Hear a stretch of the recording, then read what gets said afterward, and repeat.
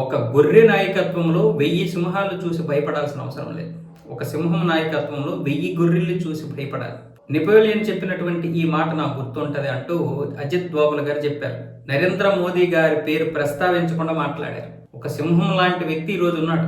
ఎంత చేతగాని వారిని అయినా సరే బలవంతులుగా తయారు చేసేటటువంటి పరిస్థితి తీసుకొచ్చాడని ఆయన్ని ఆ విధంగా ఎలివేషన్ ఇచ్చారు నరేంద్ర మోదీ గారి గురించి. అంతేకాదు ఈ రోజైనా సరే, చరిత్రలోనైనా సరే యుద్ధాలు జరిగాయి, దాడులు జరిగాయి, మన దేశం మీద కావచ్చు, ఇతర దేశాల మీద కావచ్చు అంటే అది కేవలం కొన్ని దేశాల యొక్క వైపరీత్యం, అహంకారం.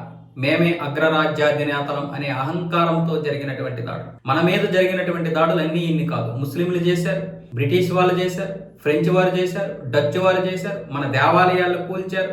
అక్కడ అనేక మందిరాలు, వాళ్ళ యొక్క మతానికి చెందినటువంటి మందిరాలు నెలకొల్పారు, అంటే మసీదులు నెలకొల్పారు అని చెప్తున్నాడు ఆయన. సుభాష్ చంద్రబోస్ని చంపించారు, భగత్ సింగ్ని ఉరిదీశారు, ఇంకా 3,50,000 మంది ప్రాణ త్యాగం చేశారు. మీరు ఇంకా అదృష్టవంతులు, స్వతంత్ర భారతదేశంలో పుట్టారు.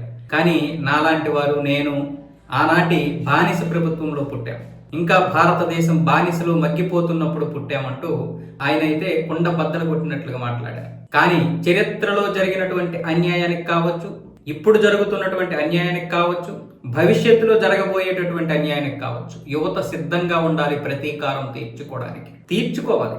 అయితే అది ఆత్మవిశ్వాసం లేనిదిగా ఉండకూడదు.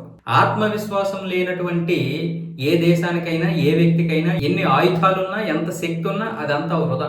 ఆత్మవిశ్వాసంతో ఉండాలి.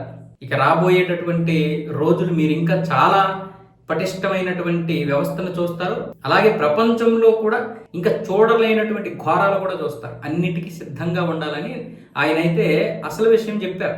భవిష్యత్తులో ఏమైనా జరగవచ్చు, 3వ ప్రపంచ యుద్ధం రావచ్చు. ఇప్పుడు జరుగుతున్నటువంటి పరిణామాలు అలాగే ఉన్నాయి కాబట్టి అన్నింటికీ సిద్ధంగా ఉండండి అని చెప్తున్నారు ఆయన.